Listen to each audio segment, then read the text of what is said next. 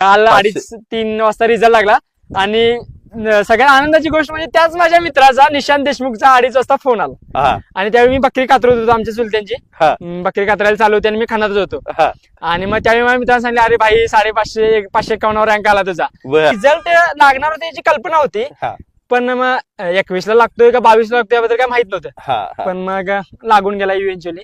तर मग तेच होते की यार की इथं असताना बकऱ्यांच्या सोबतच असताना रिझल्ट लागला हे खूप भारी. मला खूप फिरून जाताना राधिका भिडच्या समोरून मला फोन चोरीला गेला, हाताने काढून घेऊन गेले. ऍक्च्युली आता ही गोष्ट म्हणजे मी घरी आज आई-वडिलांना आणि दादाला सांगितलेलं नाहीये.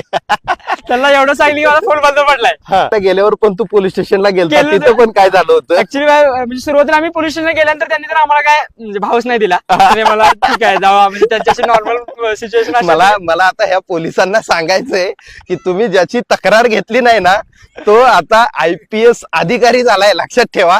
सो तो नेहमी मला म्हणायचा की भाई काय नाही रे, तू जसा आता आहे, जसा नॅचरल जरी UPSC मध्ये राहिलास भाई, त्यांना तुझ्यासारखे टॅलेंटेड मुलं पाहिजेत यार, जे की खूप lower rungs of the society मधून आलेत, त्यांनी खूप स्ट्रगल केलाय. म्हणजे नॅचरल आहे की त्यांनी स्ट्रगल केलाय आणि माझ्या अंगावर पण आता काटे येऊ लागलेत. आणि पेपर देऊन आल्यानंतर मला असं कॉन्फिडन्स होतं की यार ऍटलीस्ट सिलेक्शनचं फायनल राहू दे, पण ऍटलीस्ट इंटरव्ह्यूचं ते कॉल येईल.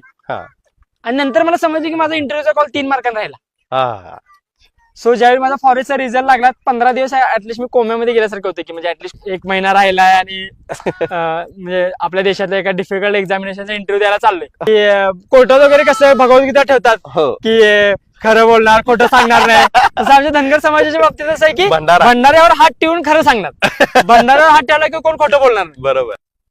मित्रांनो, आजचा हा जो इंटरव्ह्यू आहे ना, हा माझ्या आयुष्यातला कधीही पुढेही होणार नाही, आजपर्यंतही झाला नाही इतका अविस्मरणीय असा इंटरव्ह्यू ठरणार आहे.